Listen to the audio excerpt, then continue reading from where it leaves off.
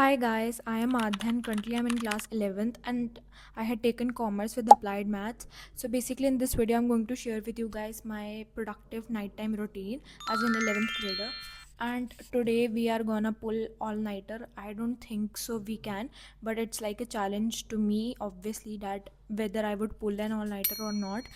And मेरे को लग रहा है कि मैं कर लूँगी क्योंकि मैं सुबह लेट उठी थी, like I woke up around 11 क्योंकि मैं पिछली रात को देर तक पढ़ी थी, इसलिए मैंने थोड़ा आज लेट उठी. आज क्या हमेशा ही उठती हूँ वैसे तो. Okay, so there is an also an update कि भाई मेरे पेपर जो 15 जुलाई को थे वो पोस्टपोन होकर 24 जुलाई को हो रहे हैं. सो आई एम हैप्पी कि अब मेरे पास ज़्यादा टाइम है क्योंकि हमारे इधर बहुत गर्मी हो रही है एंड इसलिए हमारे स्कूल्स भी अब 24 जुलाई को खुलेंगे और पहला पेपर ही 24 जुलाई को है.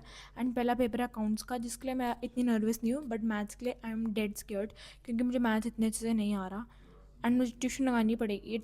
It has become a necessity क्योंकि भाई ML अग्रवाल में इतने डिफिकल्ट क्वेश्चन है. So yes, this is an whole update and yes guys, let's start studying now.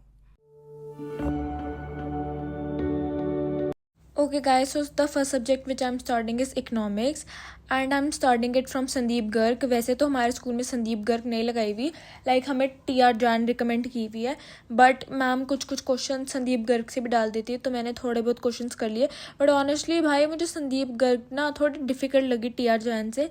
मतलब भाई जैसे अगर मैं TR जैन पढ़ लेती हूँ और फिर संदीप गर्ग पढ़ती हूँ तो मेरे को काफ़ी चीज़ों में कन्फ्यूजन आ जाती है एंड इसलिए आई थिंक कि एक ही बुक पढ़नी चाहिए.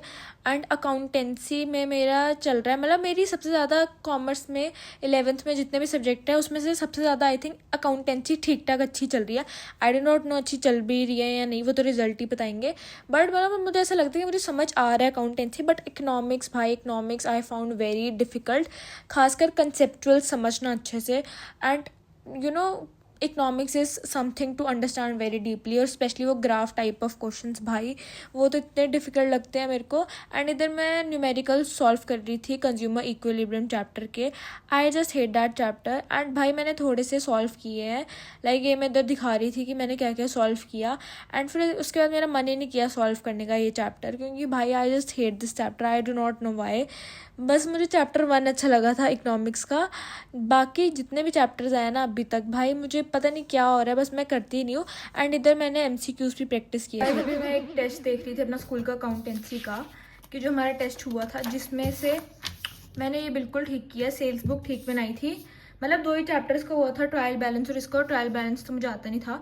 एंड भाई ये पता नहीं मेरा कैसे गलत हो गया, जबकि मुझे तो लग रहा है कि मैंने बिल्कुल परफेक्ट किया है, बट इसमें कैसे रॉन्ग आया आई हैव नो आइडिया.